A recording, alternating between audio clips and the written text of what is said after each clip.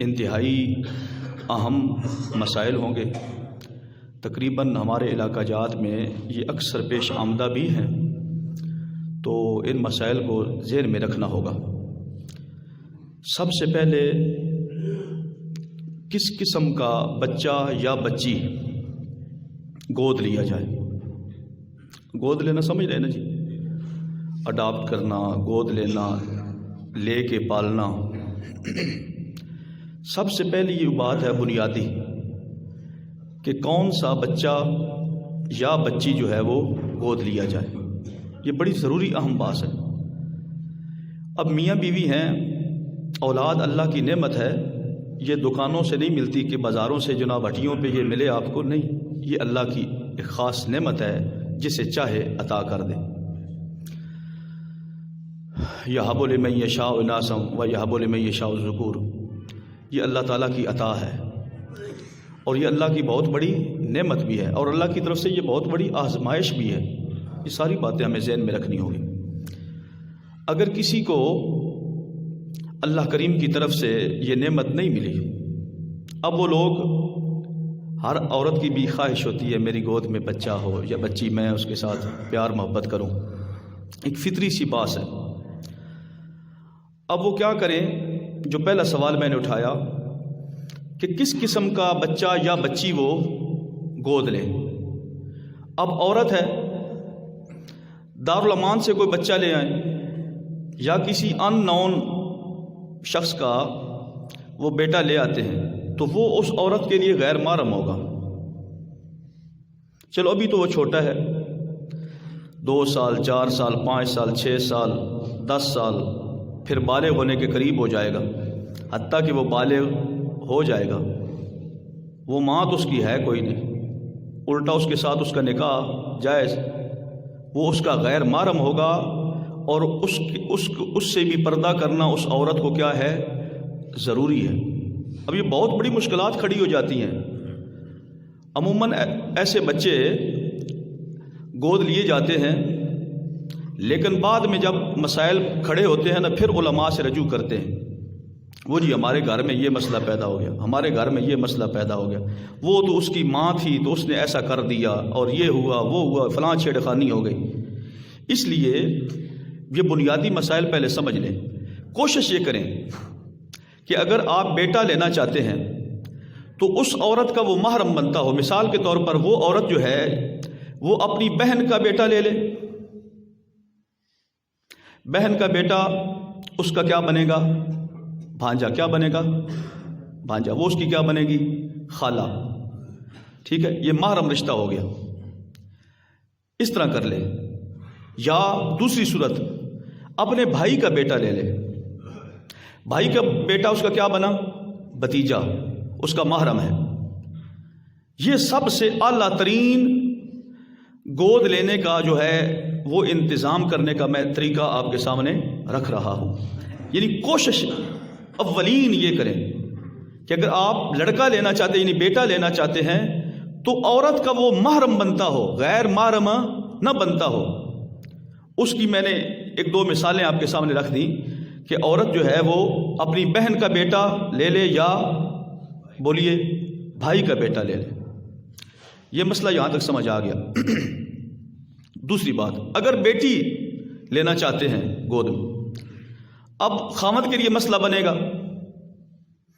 اگر کوئی ان نون ہوئی، غیر محرم ہوئی، تو اس کے لیے مسئلہ بنے گا۔ جب وہ جوان ہوگی تو اس پہ پردہ ضروری، وہ باپ بیٹی تو ہیں کوئی نہیں، ان کا تو آپس میں نکاح بھی جائز ہے، تو ایک گھر میں رہنا بڑے پرابلم کا شکار ہو جاتے ہیں لوگ۔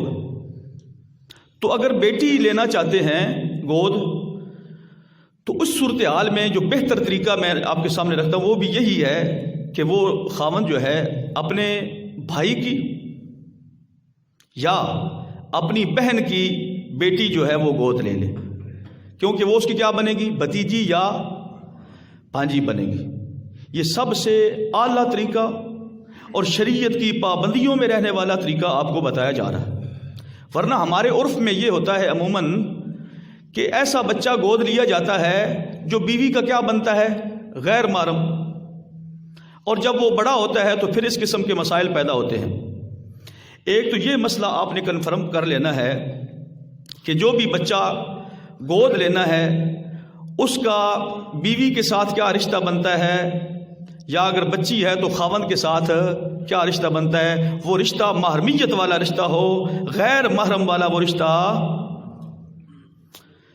تاکہ بعد میں کوئی مسائل پیدا نہ ہو.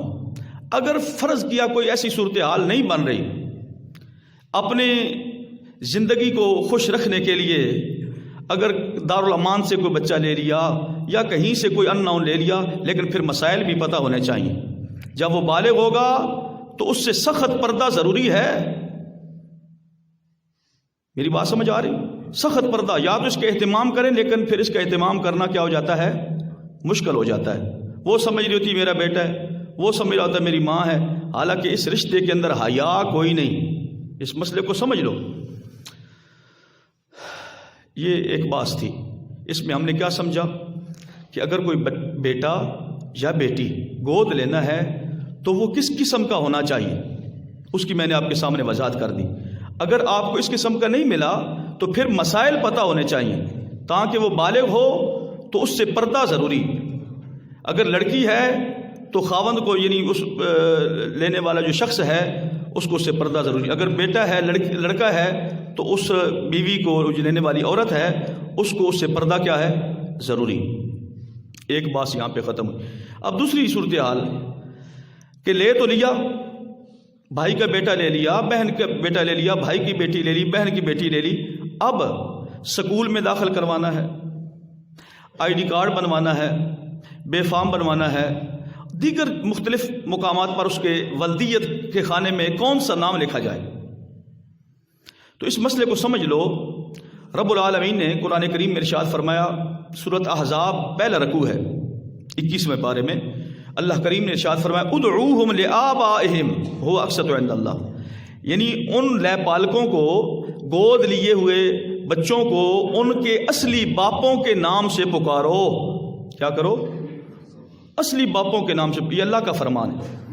تو مطلب یہ ہے کہ سکول کے کاغذات ہوں یا کہیں بھی ولدیت کی لکھنے کی یا بولنے کی ضرورت پڑے تو اس کے اصلی باپ کے نام سے اس کو پکارا جائے اور لکھا جائے، ورنہ بہت بڑی غلطی ہوگی یہاں پر بھی.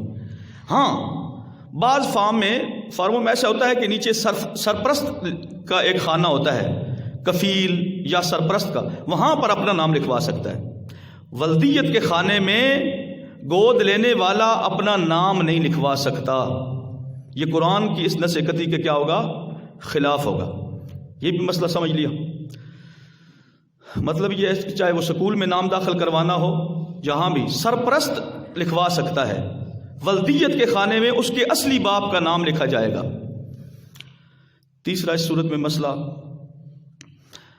کہ پھر وراثت کے مسئلے پیدا ہو جاتے ہیں. یہ مسئلہ سمجھو، پھر وراثت کے مسائل پیدا ہوتے ہیں. بیٹا یا بیٹی گود لی، اب کیا ہوا جی، دنیا سے پردہ کر گیا گود لینے والا، ٹھیک ہے، یا گود لینے والی. اب کیا ہے، اب کیا وہ جو انہوں نے بچہ یا بچی لیا ہے گود، کیا وہ وارث بن سکتا ہے یا نہیں؟ پہلی بات تو یہ ہے کہ وہ وارث نہیں بن سکتا. ہمارے عرف میں لوگ یہ بار بار مسئلہ پوچھتے ہیں، نہیں جی ہمارا بیٹا ہے، ہم نے پالا ہے، بس ہماری جائیداد اس کی ہو گئی. اور بعض اوقات ایسا بھی ہو جاتا ہے کہ ادھر سے وہ بچہ یا بچی گود لیتے ہیں نا، ادھر سے اللہ کریم ان کو اپنے اصلی اولاد بھی عطا کر دیتا ہے. اس میں بھی بڑے مسائل پھر کھڑے ہوتے ہیں. وہ بچے بچیاں اس گود لی ہوئے جو بچہ ہوتا ہے اس کے کیا ہوتے ہیں، غیر محرم ہوتے ہیں. یہ سمجھ رہے ہوتے ہیں جی یہ بہن بھائی ہیں، یہ ہیں تو وہ ہیں فلاں، تو یہ بھی گھر میں بڑے، ان کا بھی پردہ ایک دوسرے سے کیا ہوگا، ضروری ہوگا. اور پھر وراثت کے مسائل میں عرض کر رہا تھا، وراثت میں اس بچے کا یا بچی کا کوئی حق نہیں. ہاں، ایک صورت یہ بنتی ہے کہ کوئی ایسا اس کا شرعی رشتہ بن جائے کہ وراثت میں کہیں اس کا حق نکل آئے بطور اسبہ، یا کوئی ایسی صورتحال، مثال کے طور پر اس نے بھتیجا اپنا لیا، اپنا بھتیجا اس نے لیا، اب اس کا بھائی بھی کوئی نہیں، ٹھیک ہے جی، ماں باپ اور اولاد بھی کوئی نہیں، تو اس صورت میں بھتیجا ہونے کے ناطے ہو سکتا ہے اس کا حصہ بنتا ہو. یہ بعد کے مسائل علماء سے بیٹھ کے ڈسکس کیے جا سکتے ہیں. لیکن ان نون ہے بالکل، یا کوئی ایسا رشتہ ہے جو دور کا بہت رشتہ ہے اور اس کے باقی اسبے موجود ہیں، تو ان کے ہوتے ہوئے وہ بچہ یا بچی وارث نہیں بن سکتے. اب یہاں پہ پھر سوال پیدا ہوتا ہے، یار ہم نے اس کو 20 سال 25 سال 30 سال پالا ہے بیٹے کی حیثیت سے، تو اس کے لیے کچھ نہ کچھ تو کرنا ہے. ہاں شریعت آپ کو ایک گنجائش دیتی ہے. وہ کیا ہے؟ سنیں. شریعت کہتی ہے اس کو کچھ نہ کچھ اپنی زندگی میں تحفہ دے دو. کیا کر دو؟ تحفہ دے دو. اور باقاعدہ آج کل کے دور میں ریٹن میں یہ صورتحال ہوتا کہ بعد میں کوئی اس کے ساتھ مسئلہ کھڑا نہ کر دے، کیونکہ بعد اوقات ایسا ہوتا ہے کہ وہ دنیا سے پردہ کر جاتا ہے. زبانی کلامی اس نے کہا ہوتا ہے کہ یہ زمین میں نے تمہیں تحفہ دے دی، یہ جائیداد میں نے تمہیں تحفہ دے دی، یہ فلانی گاڑی میں نے تمہیں تحفہ دے دی. بعد میں یہ ہوتا ہے کہ اس کے جو اصلی ورثاء پھر نکلتے ہیں وہ اس کو ٹلا مار دیتے ہیں، دھتکار دیتے ہیں کہ جاؤ تم کون ہوتے ہو. تو وہاں پہ پھر صورتحال یہ ہے تاکہ اس کے پاس شرعی ثبوت موجود ہوں، کوئی ریٹن میں کوئی ایسا اسٹام اس کو لکھ کر دے جس کے اوپر وہ اس کا یعنی ہبہ یعنی زمین دینا چاہتا ہے تو ہبہ انتقال کی صورت موجود ہے کہ زمین اس کے نام ہبہ انتقال کروا دے، یا کوئی گاڑی، کوئی بنگلہ، کوئی رہائش، کوئی چیز بھی ہے اس کو اپنی زندگی میں کیا کر سکتا ہے؟ تحفہ دے سکتا ہے. میری بات سمجھ آ گئی؟ لیکن وراثت میں کوئی حصہ نہیں ہوگا. یا پھر ایک اور صورت ہے تحفے کے علاوہ وصیت کرنا. کیا کرنا؟ وصیت کرنا. اگر وہ وارث نہیں بن رہا، ایسی صورتحال ہے کہ وہ وارث یعنی جو گود لیا بچہ یا بچی ہے وہ وارث نہیں بن رہا، تو اس کے حق میں وصیت جائز ہے. کیونکہ وصیت جو ہے نا یہ وارث کے لیے جائز نہیں ہوتی، وارث کے علاوہ کے لیے وصیت جائز ہوتی ہے. اس مسئلہ کو بھی سمجھیں. اور پھر وصیت ٹوٹل مال کے تیسرے حصے میں جاری ہوتی ہے.